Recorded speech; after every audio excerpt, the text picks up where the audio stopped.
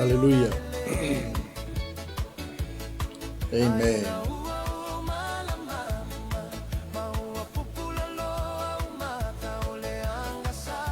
Hallelujah. Praise the Lord. Thank you, Jesus.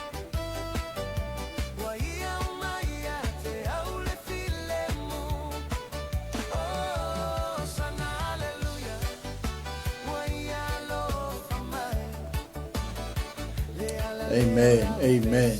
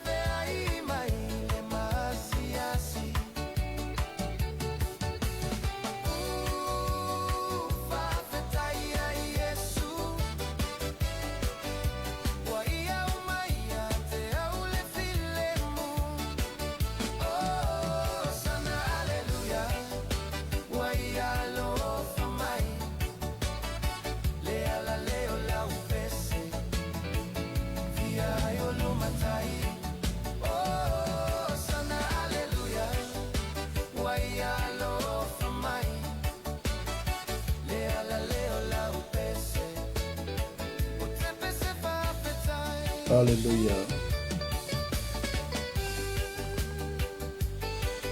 Amen. Amen. Amen.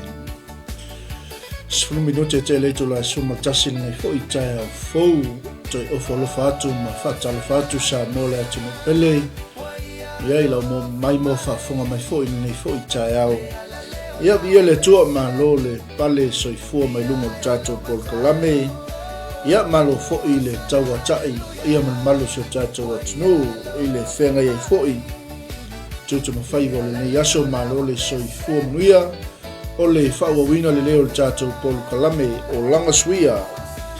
Ia tapena ina tupo'i e le tātou ofisa, ia awa le whaua wina o tutu mawhaiwa le yaso malo le soi fua manuia, malo fo'i le taua tai. Ia alo mai o le tātou polu kalame nei o le Olaga Suia, moli atu mo. Oe whatalofa atu ia ila tau umalava o lo mai mo mai lungo penga tawhailangi. Ia whatalofa atu ia e te vise Joe, malo le soi fua manuia. Whawhelo ia tupo ia Timothy, ia male whaltua ia Shalom, malo le soifua manuia, malo fo i whawhtai le pale mai lungo le tātou nanga, vi ia le tua le nei tu la le tae au. Mana tua le tina ia aniba sau fo i o lo whiangai ma fōwhanga whale ainga, ia i whale la tai, ia aua le whapleina ia o lo o angalelei mai pele li ia wal whawina le tātou o nanga whamanuia tele le tua tina aniva i le whianga ia fo i ma fōwhanga whale ainga o le ne yaso o le tātou pokalame ne o le Olaga Suia.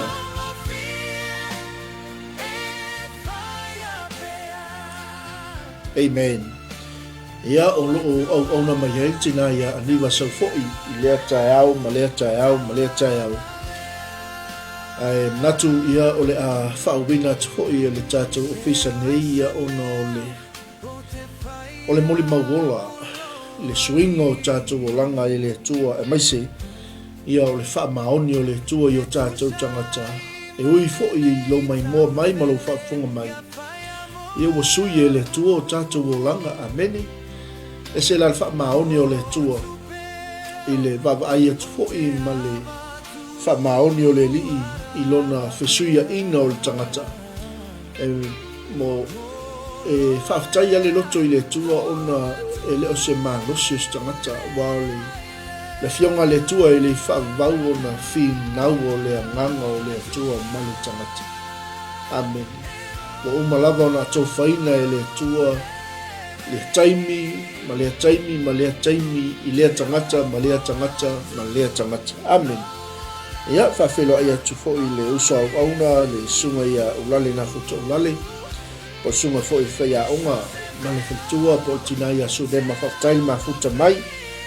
Ia whawhelo ai atu fo i tofine, po whatua ia Susan Whetalainga, ia whamanuia tele le tua, e mas fo i le whalitua, po tina ia Emi Tavete, all the way from Sydney, Australia, mahanole soi fuamuia, whawhelo ai atu, ofo lo fatu, ya ingo le fatu tua le nei tai au malo o amai le whawino tuta ma whaivo le nei aso whaiolo e mai moa mai lo mota ma lo lawa a mele o mea toi lau share atum tātou polkalame o le Olaga Suia ia i le mai moa whaafunga mai o le ainga o le whaatotua ia la tau te whaafunga foi i se mole mau ai mai se o le whaasoa suinga ele tua o le Olaga.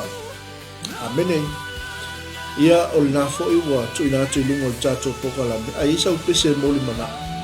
Ia o le tautua mai unanga a le tātou pokalame le Olaga Suia. E whai o na tautua atu mo oe se pese wa e whina ngalo ai. Ia e te awalofa atu ai fo'i ta maale ainga o lo whengai mga wenga. O le whanau o lo whengai maonga, ia e mese i lato uma o lo whamna tuina o lato waso soifua. Ia e maua leo noia mai eisa u pese moli malao. Ia o anga i atu le tātou polo kalame o le Olaga Suia.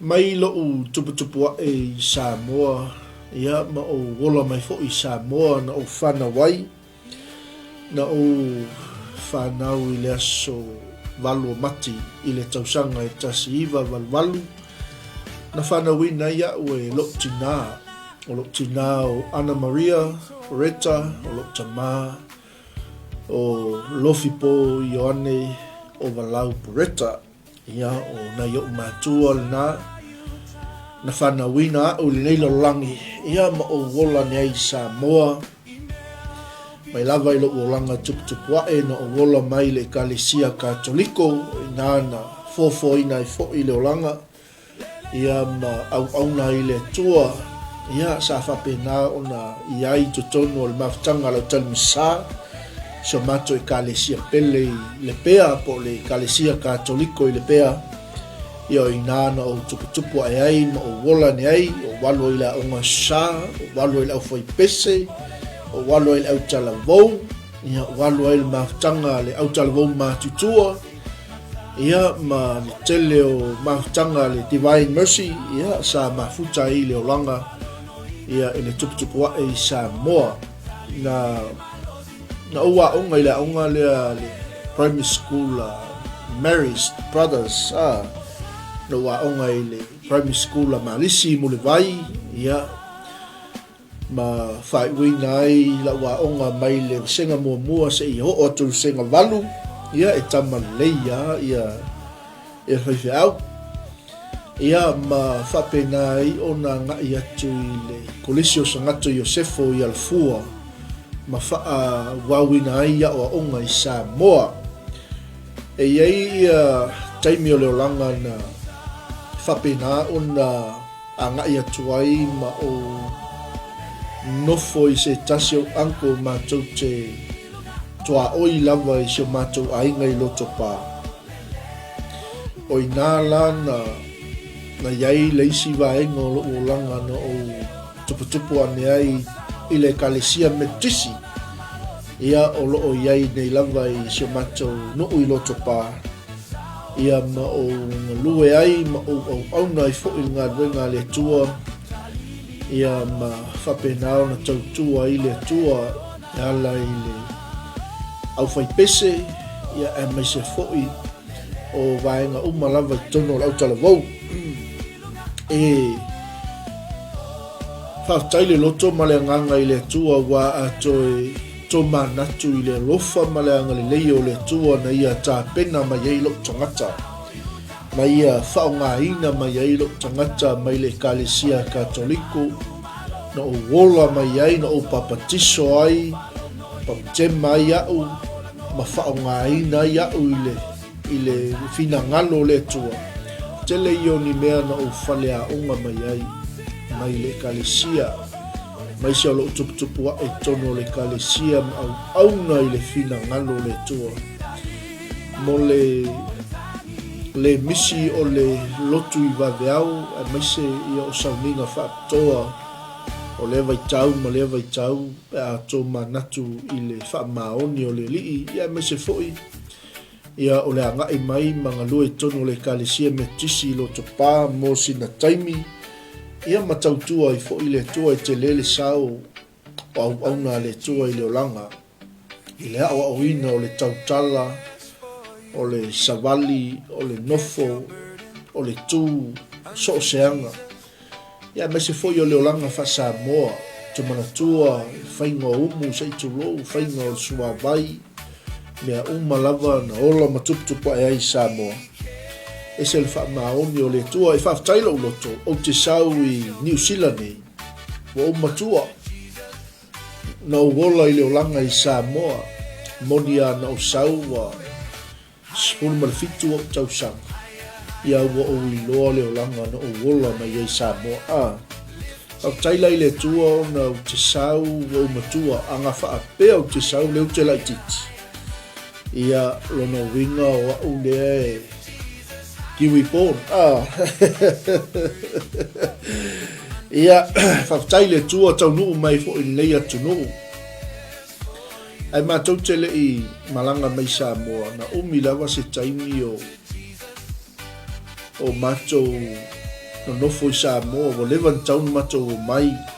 Ia ai o le mana onga lava o sioptama. Ia wha umala wa onga wa le mea lava lea na o tangi i sioptama o te le fia sau o te mana e wha umala wa onga i Samoa o fia i le aonga o fia i le lotu o fia i mafutanga au talavou. Ia ina wa umala wa onga matou anga i mai i Aotearoa nei. Ai toi avea o e sioptina ma sioptama toi wha umai fo i lau wa onga i nei. Ia ma hao tawina e fo i ma ngai atu fo i ia o onga i Taile University. E vi ia la le alofa ma le anga lei o le tua. E le iai se manatu o le asuia ai le au nanga i le li sa matou mai matou ngā lue i le kalisia le St. Peter Sionau i wiri matou au nai no ngalue fo i mafutanga lau tanu sa. Ia mau au nai fina ngalo le tua ina ua suia e le tua le olanga o inala le fia a mata mai ese moli mau. Ona o le lofa o le tua i ia tia foi e nei te iwa sila mai le tato ai nga whapea e se le leio le whaife au. Amene ia ai o le opo moni ma le moni mau tai au nei e le whaingofia le olanga na ui mai ai. E le whaingofia le sa valinga na whaui mai ai e le tua le wholaunga ma le anga o langa atoa na wola mai tutono le kalesia katoliko e pele ia tau. Wola mai tutono le kalesia me totisi e pele ia tau. Ai whaftai loto i le tua. Tele mea na ufale a onga mai ai. Ma whaftai loto i le tua na ui loa ai whai tautu spaia na ui loa ai whasolo tusi na ui loa ai so o Yesu na ui loa ai tatalo mea umalawa na o tawina mai tono le kalesia na wola mai ai. E whaftai la loto i le kalesia katoliko te le sao i lo wolanga. Whaftai le kalesia me tisi te le sao i lo wolanga. Ai pei tai. Ele ianu ese mai ai tu ina nau o le tino. Ele ianu ese mai ai tu ina nau o mata. Ele ianu ese mai ai le whaalia lia vale o le nei o langa. Ei lao na abatu fo ise moli mau nei tae au. Ina ua ngai mai New Zealand nei ma whauaua ia onga ma tausi ai matua ia na tele se vaenga o le olanga na mai mau. Ameni peiona tau tino ma whaasoa atu. Tuina naungo le tino, tuina naungo mata, ma le whaalia lia vale o le langa le nei, le ise mea le fōi me i le o langa. Ia ina ua ma whailoa i ma sio tō lua, ia o se tina na tāpena e le tua moa. O se tina na au mai e le tua e na te whauina o lo langa. O le tātou pokalame o le Olaga Suia, o te moli mau atu i le tātou aina le nei tae au.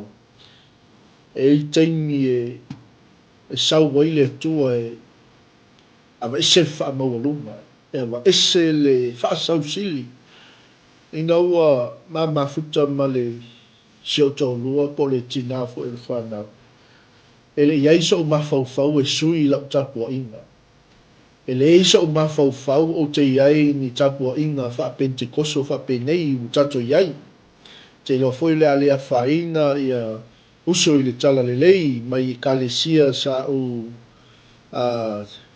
mentioninga i ngoa le nei tae au lango i kalesia pele i loto e o mai lava le aso le nei. Amen. Langa foi e leo le ngoa le loto. A o oe o le kalesia moni o le kalesia Yesu te viso. A moni lao tātou tangata i le tua. E a fio i le tua i o tātou tangata a. Amene. E whaftaila le loto i le li ma whiloa i maltina le a inga pe o ina a mata whau mai ei lo uo langa wha maurunga. Ma fio tina e whai mai a tau i le au tala vou. Wa te mina la e mate la aiti la e small boy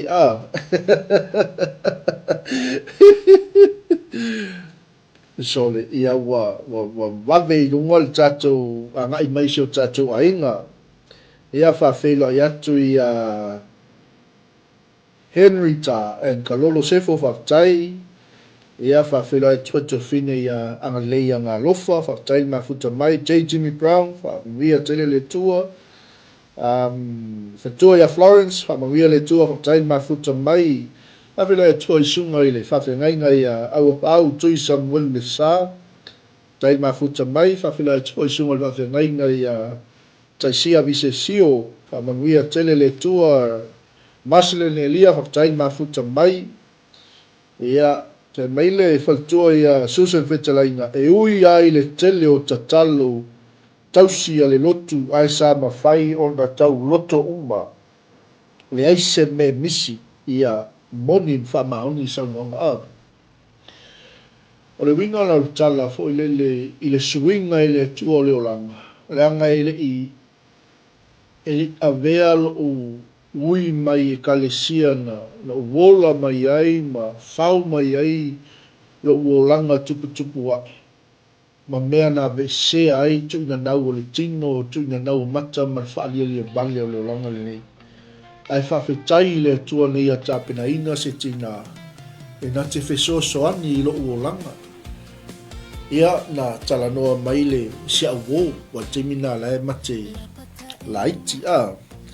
Ia talanoa mai au talavou, talanoa mai i sauninga, ai na wha mawalunga le loto. Na o lava i na whapupul mo le mau, wa mano nofo ma whaile ainga ma whaile whanau. E le isuia i lo mawhau mai le kalesia na o wola mai ai. Amen. Na alua ia i lana loto, alua u lau loto. A o lai le aso sa, e mate tau whao i tamaiti po ai e alu maawe i lana loto. Amen. Ai peita i le fina ngalo alofa o le tua na ia lavea i ai lo ainga e la le taimina malanga mai ai le tina ia emi po le tina leo se to lua mato mafuta mai lo tala lo tua vai o lua tala noa va ai le lei po fe te lua o e te lua lo lotu le lei ai ma au na ai le tua e le whapena le whaingo si ainga e alu alta mai e lana lotu, alu tina e lana lotu. O le boli mau le nei tae au. Na wha maua lalo lo lotu. matou olo ma se tolua ma se fana ia ile lotu na matou lotu mai ai ma matou au na ile tua tausanga i tele ile tausanga e lua afe se fulu tausanga nana o talia i whautanga matou ngaluenga na matou ngalue ai le kalisia le lofa tu noi mangele ia ile taitainga sunga le whawhengainga ia friti malitina ia tise o na yo mama tua whale nganga ia na whawhaile le ino ma uolanga o inana o talia ai le whaolitanga ma au na i le atua e tausanga e tele mai ai le taimina o lu fale ai ma matou ngalului fatoa mo motu a le matou mafutanga ino wala au le atua i le au mana ngaluenga amen o le suinga na le atua o le olanga wava ese le wha maualunga wava ese le manatu wha sausili ia wava ese le meo le loto malo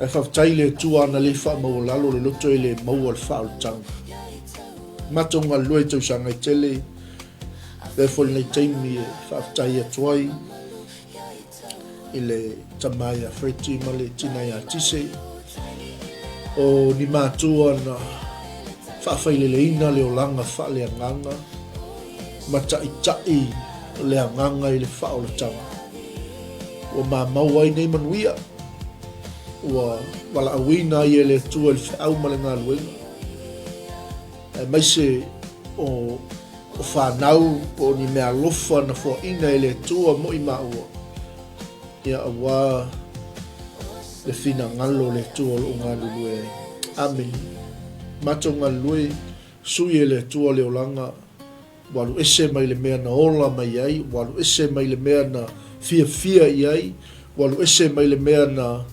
whaapolonga ina le olanga ai whaafetai le tua o sui e le tua le olanga amen te le fia tala noa la i le tua na ia ngai matanga le olanga hallelujah la tala lava lea o te mulimau ai se whanau te le fia tala noa i lo tua na i langa o se olanga matanga malingi lo i mata pe a manatu i le alofa o le atua i a teau ma loo olanga ma loo tau mawhai mo ia ma lona fina ngalo o ai tātou wa manatu mai ai le atua lo tātou olanga palapala ma le elea lo tātou olanga fe foi ai lo tātou olanga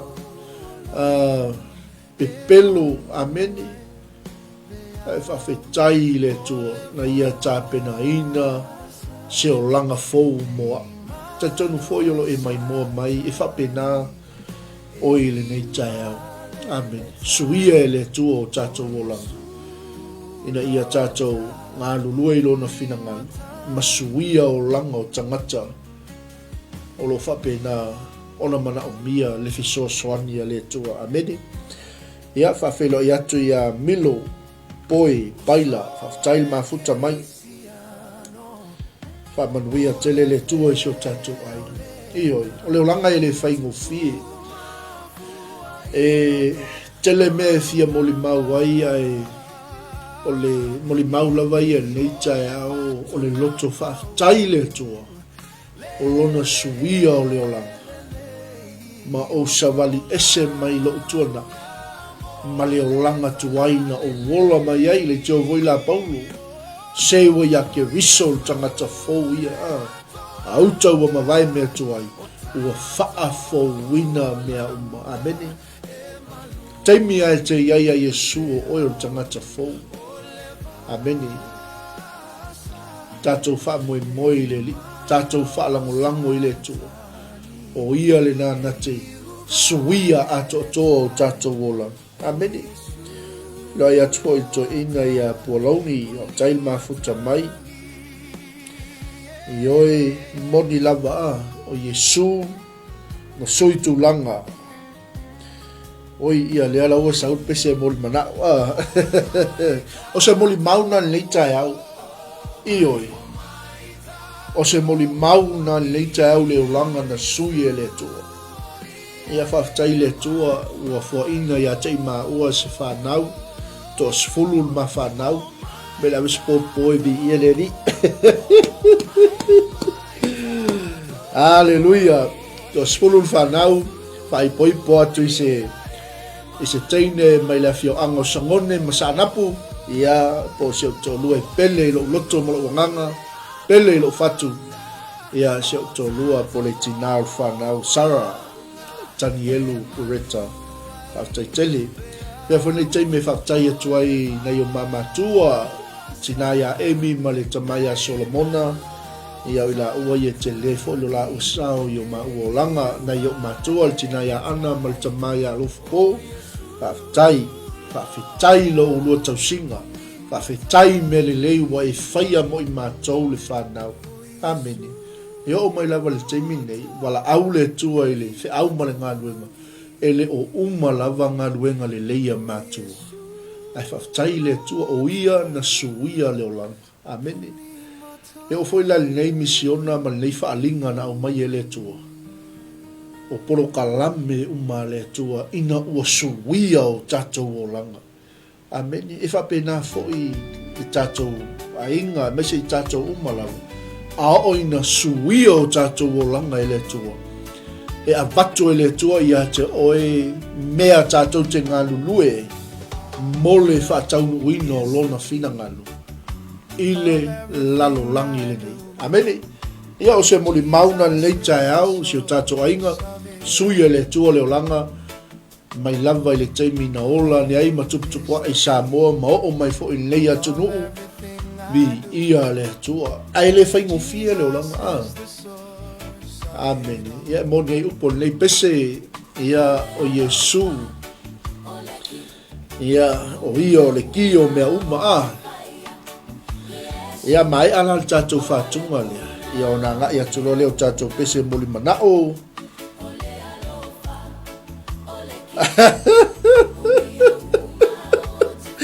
Yo.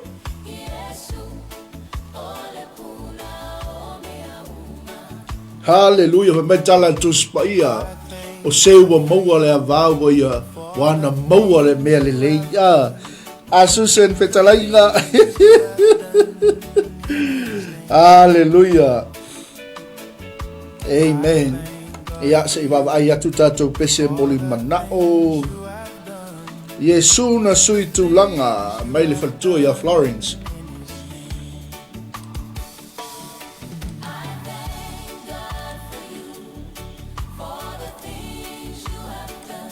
Hallelujah.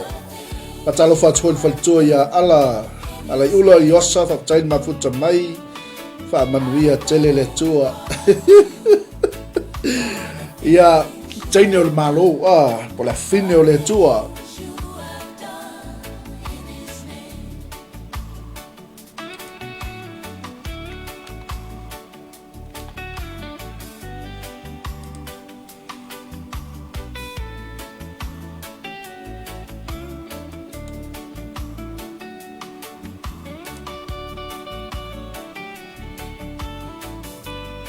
Ia moli atua ia lo whaanga i se tato ainga. Ia mai se niso i la tau le maua tulu ai. God bless. Peace is the key of everything I do. Jesus is the source of it all. Peace is the key of everything I do. Jesus is the source of it all.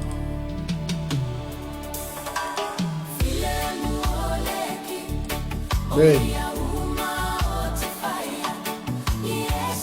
Yo.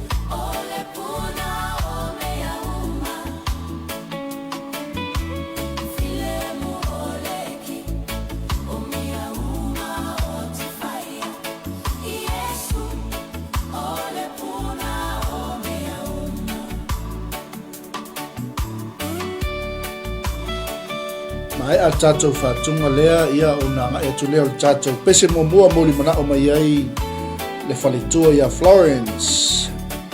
Yesu na sui tulanga.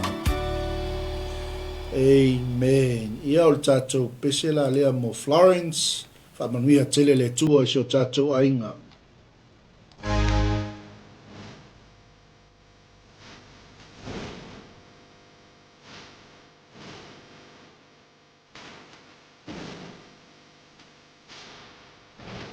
Tātou whatunga nā mai le sunga ia tautatea.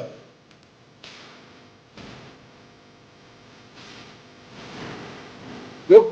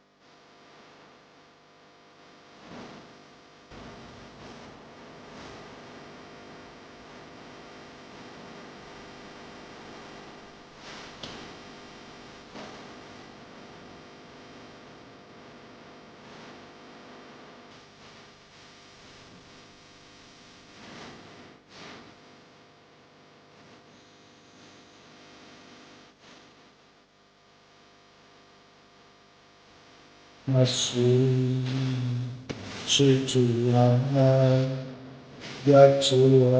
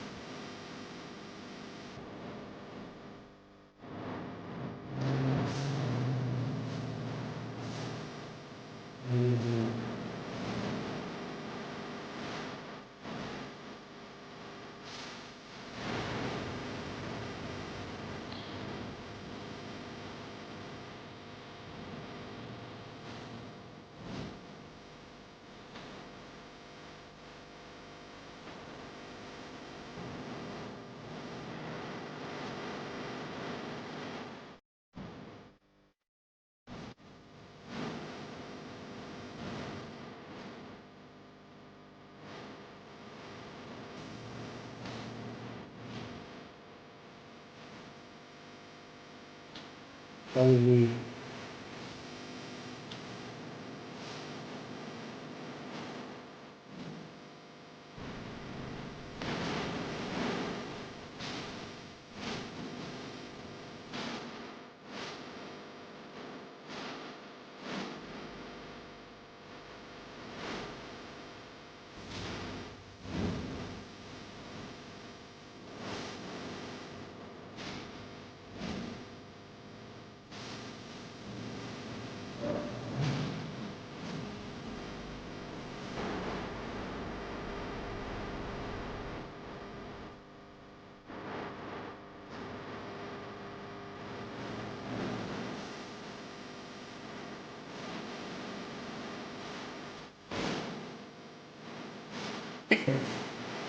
Hallelujah. Whawhira i atu nisa tātou ainga leo le pale soifua me lunga o tātou nganga.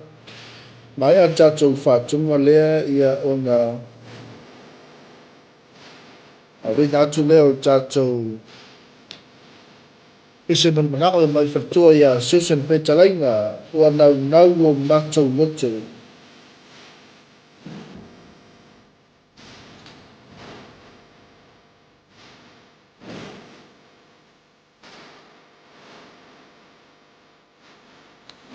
Ia ma tātou pese man manako mai le whatua o Portina ia uni tawete ma tau tia lewa le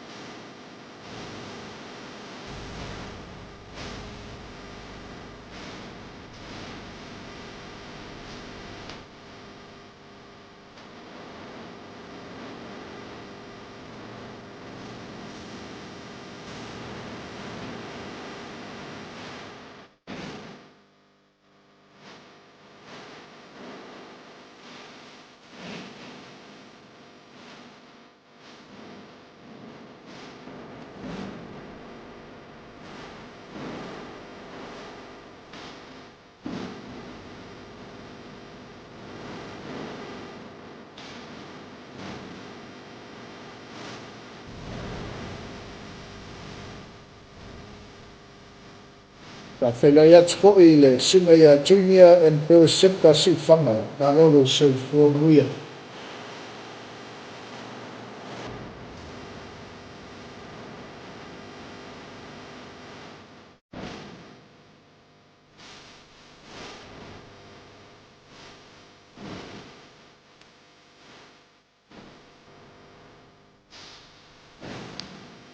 Hallelujah, hallelujah.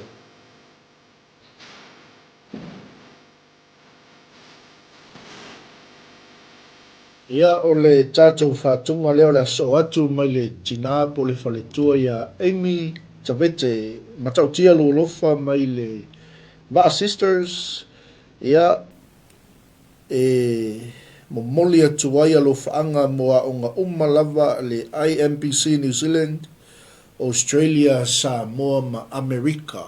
Amen. Ia, whamanuia le tua alofa atu po i la pele. Ia i sa o se atunu o le nei lalangi ia malamalama Bible College.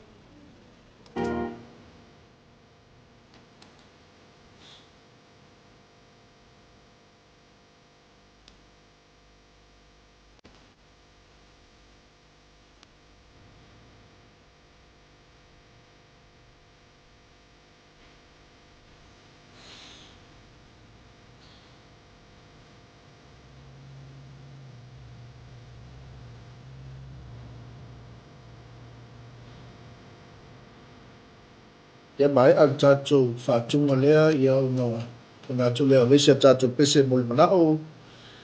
Ia mai le whale tua ia Susan Whetalainga.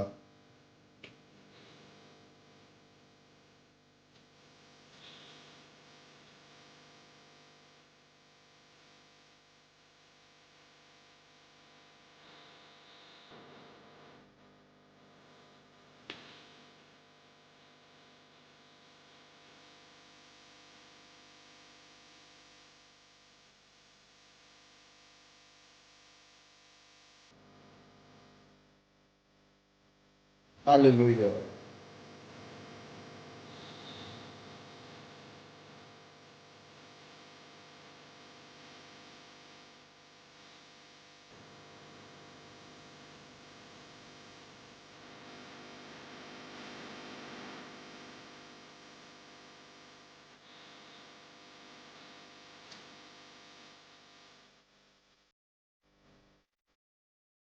Hallelujah.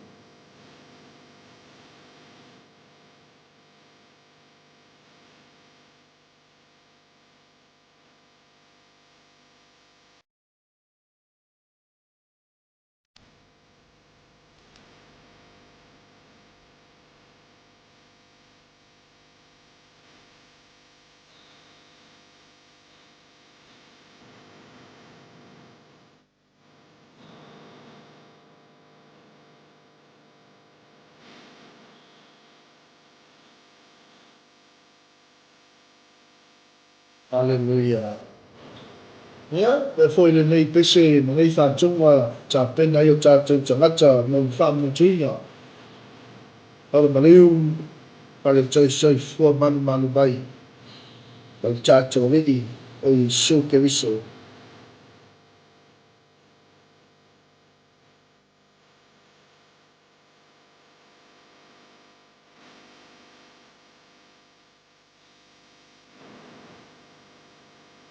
Hallelujah.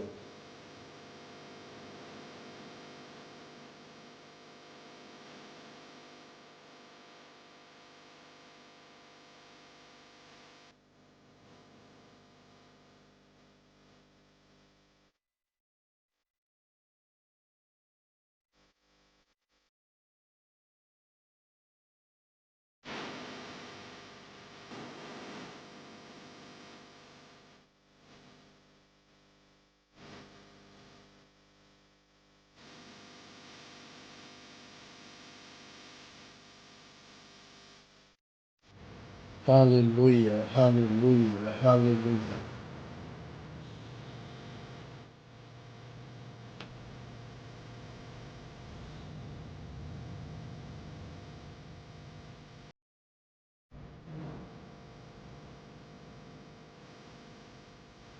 Amen.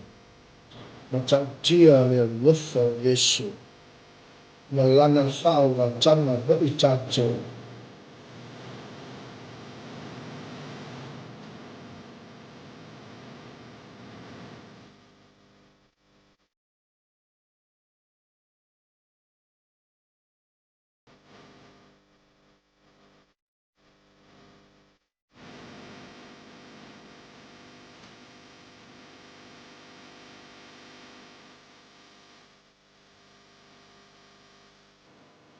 O le galo tale tulasifulua o tatou polotalame ai maigu ai mamau leala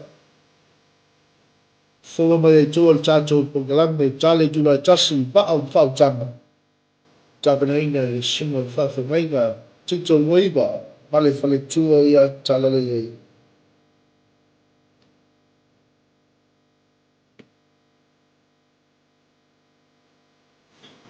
Amen, amen, amen. Ia o le pese muli mana'o na mai le tina ia Amy, ia muli mana'o ma ofalofa atu ai ia i aunga uma lava le tatou ia malamalama Bible College i Australia, New Zealand, Amerika ma Samoa ia ma lo lava. O le tatou pese lea po le whaatunga lea na moli mana'o mai ai le tina po le whatua ia Susan Fetalainga all the way from Brisbane ia moli mana'o ia mo i tatou nei tae au. Whai mai ua nau o tatou loto. Amen.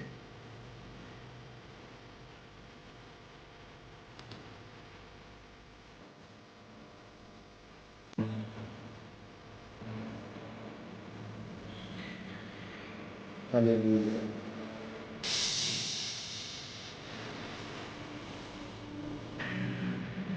Hallelujah. Hallelujah.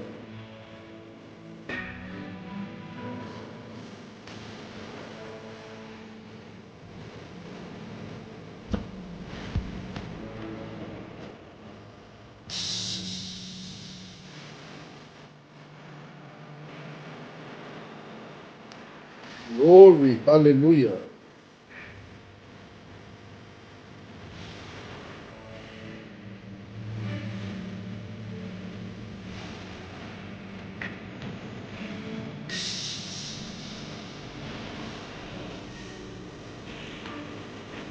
Praise God.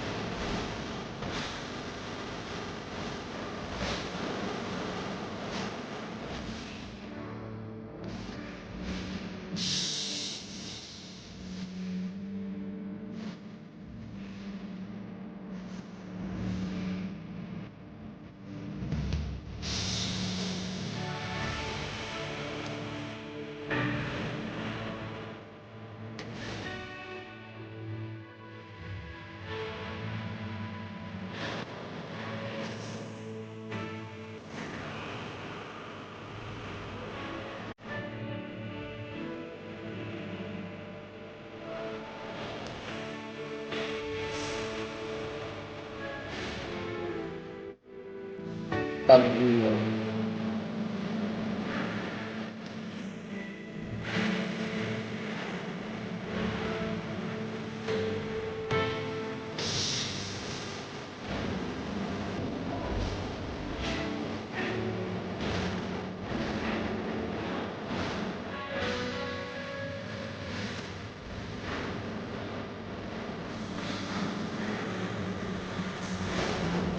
Hallelujah.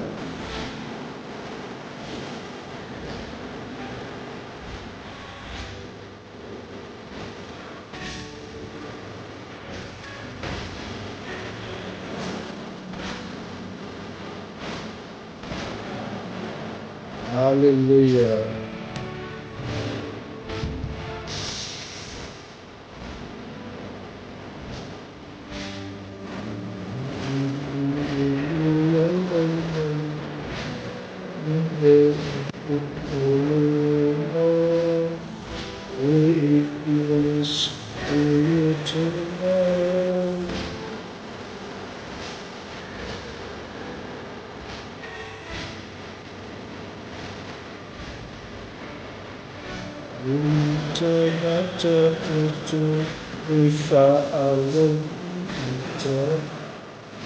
Hallelujah.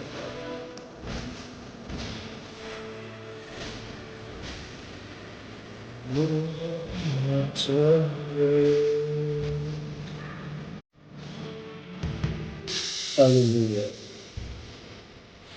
Apela ya tfo i le au na le tua ta fa pa o no lani ka tai le ma ku ta mai ya fa pe fo i le sunga i Anthony Tangwasa fa tai fo i ma fu ta mai o le tato pese moli mana o muli muli le ngai ya ona ta pena mai le o tato ai mai nu i le tā le tula sfulu mali lua fa tai tele si o tato ainga o le pese lea mai Anthony fetalai lo wali ie o te mapwai ia mawha mai a toa i tātou polkalame i le nei vaenga o le aso o le tātou polkalame o le Olaga Suia ia i le pese molimna o sunga ia Anthony Tanuwasa whamanuia tele le tua si o tātou ainga me se foltina ia niva whea ngai mawhofanga ia whale ainga me se foi o le anga i ato le tātou polkalame ai maino i mamau le ala ia o le pese lea mo tātou ma whātou i tātou polkalame whaftai tele si o tātou ainga me se foi ia le sunga ia Anthony ma le tātou pese moli manao. God bless.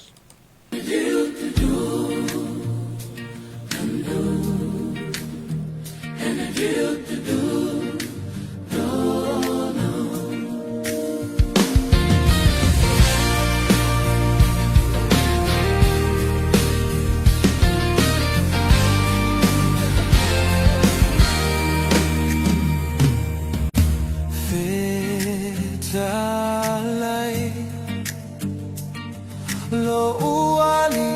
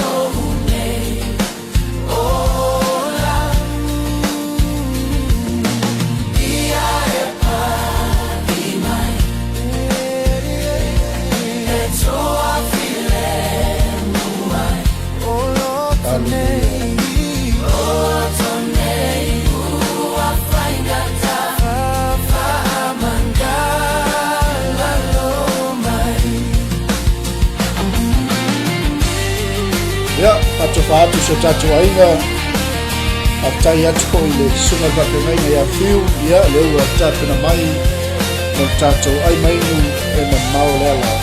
To God be the glory forever and ever. Amen.